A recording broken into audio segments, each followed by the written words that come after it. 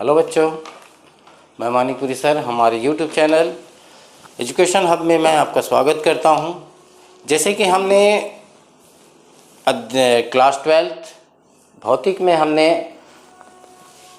अभी तक बहुत सारे टॉपिक्स पर हमने अध्ययन किया है और इससे पहले वीडियो में हमने कि वैद्युत द्विध्रुव को घुमाने में क्या कार्य यानी थीटा कोण में घुमाने में क्या कार्य के लिए हमने व्यंजक को हल किया। आज हम उसी व्यंजक से थोड़ा सा चेंज करते हुए बहुत इंपॉर्टेंट क्वेश्चन है ये कि वैद्युत द्विध्रुव को यदि हम एक समान विद्युत क्षेत्र में रखते हैं तो उसकी स्थितिज ऊर्जा के लिए हम क्या करेंगे, आज व्यंजक ज्ञात करेंगे।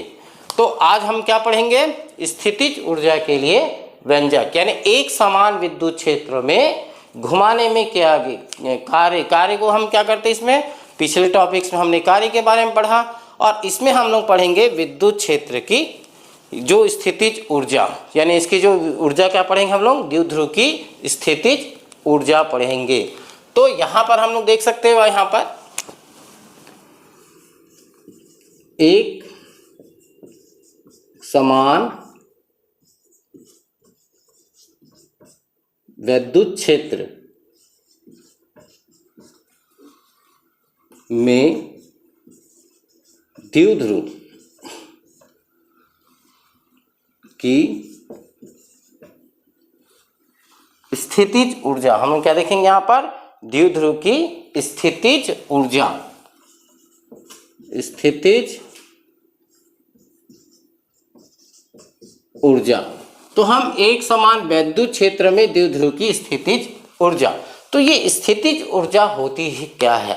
तो जब हम वैद्युत द्विध्रुव को जब हम एक समान क्षेत्र में रखते हैं, किस में रखते हैं, एक समान विद्युत क्षेत्र में रखते हैं, तो उसकी रखने की भी अलग अलग स्थिति होती है। तो हम यहाँ पर उसको अब मानक स्थिति लिया जाता है, मान लेते हैं उसको हम उनकी मानक स्थिति जो एक फिक्स होती है। जैसे कि मानक स्थिति यहाँ पर 90 अंश लिया जाता है, यानी π/2, यानी थीटा का मान क्या लेते हैं हम लोग, π/2, यानी 90 यदि लंबवत रख देते हैं तो उसको जब हम वर्तमान स्थिति अर्थात थीटा कोण में लाने में किया गया कार्य ही वैद्युत द्विध्रुव की स्थितिज ऊर्जा कहलाती है। तो हम यहाँ पर ये जाना कि जब हम किसी द्विध्रुव को लंबवत रख देते हैं और उसको थीटा कोण, जैसे हम लोग यहाँ पर इससे पहले हम लोग कार्य के बारे में जब पढ़े थे तो कार्य में क्या हुआ था कि हमने एक समान क्षेत्र था, इस पर एक वैद्युत द्विध्रुव रख दिए ए बी, इसका द्विध्रुव आघूर्ण कितना था P, अर्थात इसकी लंबाई 2a, और इस पर क्या होता है, एक बल कार्य करता है के कारण QE, इस पे प्लस आवेश था और इस पर भी एक कार्य करता है, इस पे माइनस आवेश था। तो यहां पर जो कार्य होता है इस तरह से आप यहां पर, तो यहां पर कौन से कोण बनाए थे हम लोग, थीटा कोण बनाए थे, यहां पर थीटा कोण बनाया था। अब यहां पर तो थीटा में ये उसकी वर्तमान स्थिति है कि हम इसको थीटा कोण में बनाते हुए रखा गया है, किसको रखे हैं, द्विध्रुव को। अब इसको मानक स्थिति अर्थात 90 अंश, यदि हम इसको 90 अंश से यहां से लंबवत रख दिया जाए, तो यदि हम यहाँ पे इस तरह से देख सकते हो, ये लंबवत रख दिया जाए और ये इसकी मानक स्थिति है, तो वर्तमान स्थिति से, यानी यहाँ पर देखो मानक स्थिति से वर्तमान स्थिति तक, यानी यहाँ तक लाने में जो कार्य होगा, ये तो थीटा हो गया यहाँ पर, तो यहाँ से यहाँ तक लाने में क्या आ गया कार्य, ये हो गया इसका 90 अंश का, यानी हो गया π/2। तो यहाँ से यहाँ तक लाने में क्या आ गया कार्य ही इस द्विध्रुव की क्या कहलाती है, स्थितिज ऊर्जा कहलाती है। तो हम इसको आगे देखते हैं। तो सबसे पहले हम क्या लिखेंगे यहाँ पर, उसके बारे में लिखेंगे कि माना कि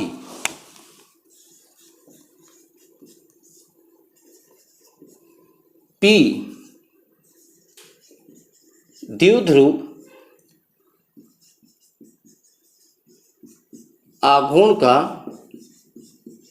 एक, जैसे हम पहले उसमें लिखे थे सेम वैसे ही लिखेंगे यहाँ पर, द्विध्रुव का एक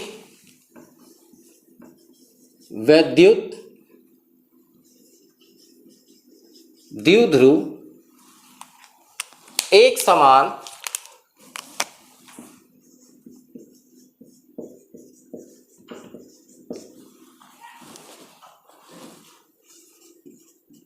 वैद्युत क्षेत्र या विद्युत क्षेत्र भी बोल सकते हो,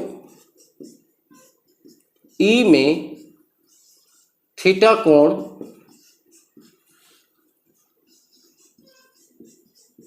बनाते हुए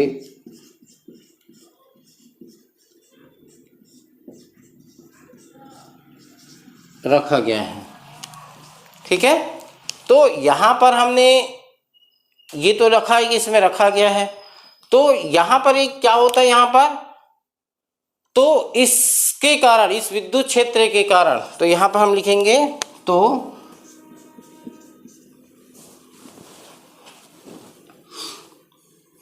तो इस पर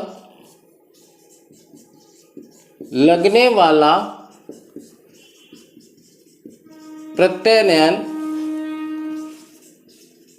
बल युग्म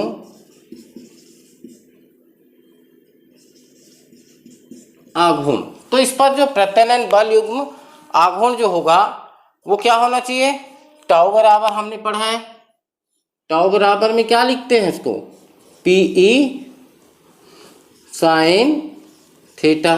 तो ये हमारा समीकरण 1 हो गया। तो इस तरह से हमने जो पहले पढ़ा था सेम यहाँ पर भी हम वही कर रहे हैं, लेकिन बस स्थिति थोड़ी सी क्या होती है यहाँ पर चेंज हो जाता है। तो वो कैसे चेंज होता है, देखिए सबसे पहले अब यहाँ पर हमने कहा था मानक स्थिति, तो मानक स्थिति हमने बताया है कि मानक स्थिति से वर्तमान स्थिति तक, मानक स्थिति को हम यहाँ पर π/2 लेते हैं और वर्तमान स्थिति अभी कौन सी है, थीटा कोण है। तो थीटा कोण तक लाने में किया गया जो कार्य होगा वही इसकी क्या कहलाती है, स्थितिज ऊर्जा कहलाती है। तो अब यहाँ पर हमने उसके सबसे पहले तो हमको अल्प कोण करेंगे, धीरे से छोटा छोटा कार्य करेंगे, तब जाकर हम क्या करेंगे, मानक स्थिति से थीटा कोण में लेके आएंगे। तो अब यहाँ पर देखते हैं, अब द्विध्रुव को अल्प कोण डी थीटा तक लाने में किया गया कार्य जैसे हमने पहले निकाला था सेम वही है, थोड़ा सा चेंजेस रहता है, आप इसको इजी देख सकते हैं। तो कार्य कितना करते हैं हम लोग, DW कार्य करेंगे क्योंकि अल्प कार्य कर रहे हैं। तो यहाँ पर टाउ भी अल्प कार्य करते हैं, तो उसमें भी प्रत्यानयन बल जो होता है वो कार्य करने लगता है। ये तो हो गया इसमें। तथा अब इस ध्रुव को कहाँ करते हैं, मानक स्थिति से, यानी कि अब तथा या फिर अब द्विध्रुव को मानक स्थिति, मानक स्थिति हमने क्या कहा अभी, थीटा का मान जैसे कि π/2, यानी कि यहाँ पर θ1 और θ2 से भी उपयोग किया सकता है। यानी मानक स्थिति हम क्या लेते हैं, π/2, π/2 से वर्तमान मतलब अभी हम लोग किस में रखा गया, थीटा कोण में घुमाने में किया गया, क्या करेंगे हम लोग, कार्य की गणना करेंगे। तो हम जब हम कार्य की गणना करते हैं तब क्या होगा यहाँ पर, W बराबर में, देखिए तो हम लोग कार्य निकाल रहे हैं, तो ये क्या हो गया W। अब कहाँ से ला रहे हैं हम लोग, π/2 से कहाँ ला रहे हैं, थीटा कोण में, π/2 से किस में ले रहे हैं हम लोग, थीटा में ला रहे हैं। तब यहाँ पर टाउ डी थीटा होगा। यहाँ पर समीकरण 1 से मान रख देते हैं,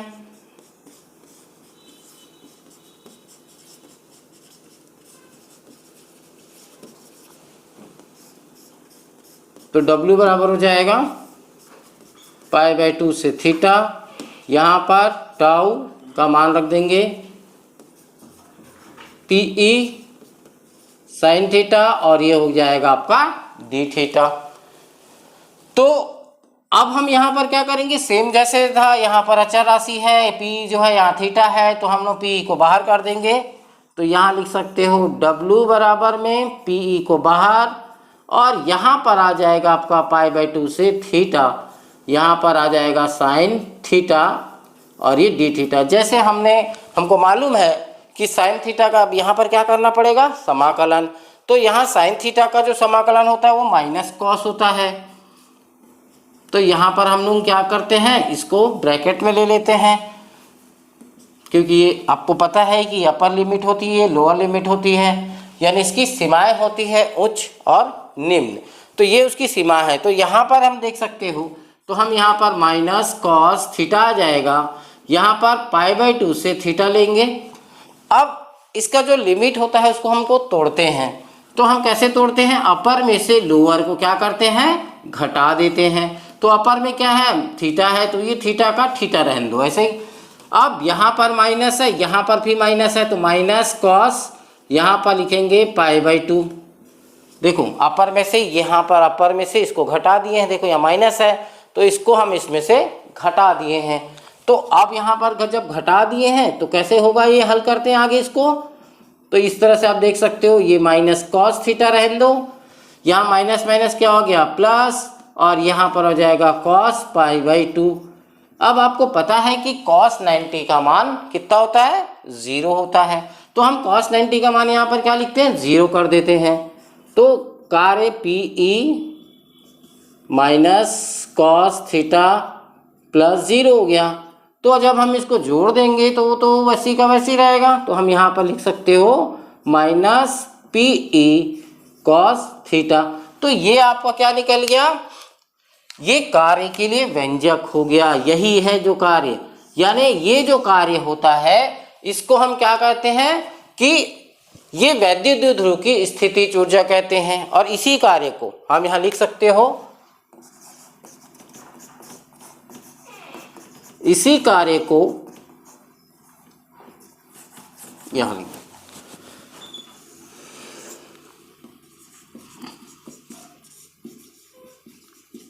इसी कार्य को वैद्युत द्विध्रुव की स्थितिज ऊर्जा कहते हैं। अब स्थितिज ऊर्जा को दर्शाते किससे हैं, U से। तो हम यहाँ पर क्या लिख देंगे, U बराबर, जो बाकी सब है क्या रखेंगे यहाँ पर, माइनस PE कॉस थीटा। तो देखो इस तरह से ये हमें यहाँ क्या निकल गया, इसकी स्थितिज ऊर्जा निकल गई। अब जब स्थितिज ऊर्जा निकल गई, यानी हमने क्या किया यहाँ पर, केवल वर्तमान स्थिति है वो थीटा था और मानक स्थिति जो था वो π/2।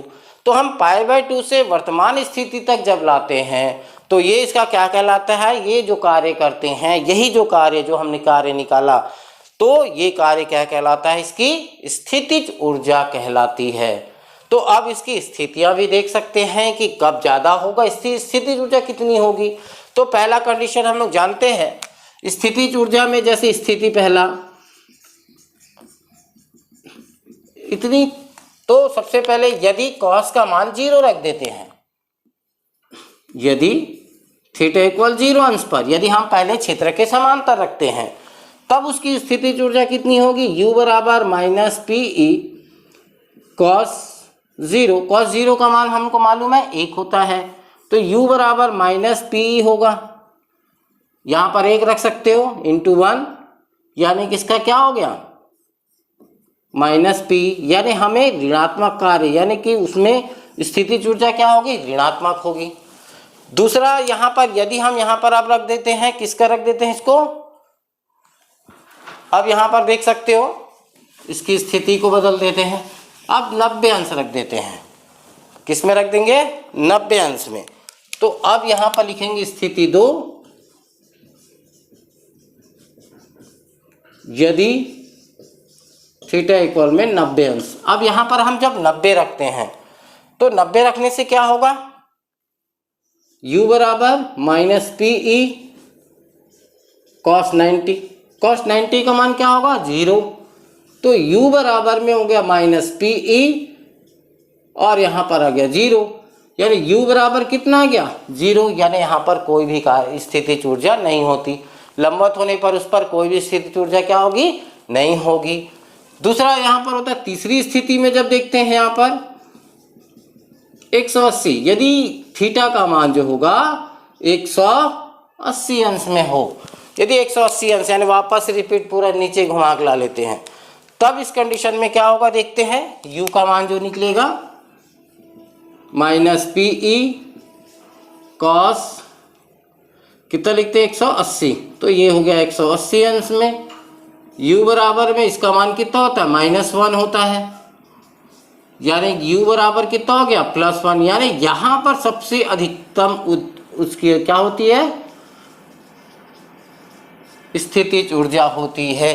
तो हमने ये तीनों स्थितियों के माध्यम से ये जाना कि कौन सी स्थिति में अधिक ऊर्जा इसकी अधिक होगी। जैसे यहाँ पर पहले में ये माइनस होगी, यहाँ पर स्थितिज ऊर्जा कब, जब इसको 0 अंश में रखते हैं। दूसरी यहाँ पर रखते हैं जब इसको लंबवत रखा जाता है तो उस पर स्थितिज ऊर्जा क्या होती है 0 हो जाता है, उस पर कोई भी ऊर्जा नहीं होती। और जब हम माइनस पे यानी 180 पर रखते हैं तो उस पर अधिकतम स्थितिज ऊर्जा उत्पन्न हो जाती है, यानी हमें अधिक कार्य करेंगे तो उसकी ऊर्जा भी क्या होगी धनात्मक आएगी। यहाँ पर ऋणात्मक है, वहाँ पर धनात्मक है। तो इस तरह से आज इस टॉपिक के माध्यम से हमने ये जाना कि एक समान विद्युत क्षेत्र में द्विध्रुव में स्थितिज ऊर्जा को किस तरह से ज्ञात किया जाता है, उसकी क्या क्या स्थितियां होती है। तो अगर आपको हमारा यह वीडियो आपको पसंद आया होगा तो हमें लाइक कीजिएगा और अधिक से अधिक इसको शेयर कीजिए और हमारे चैनल को सब्सक्राइब कीजिएगा।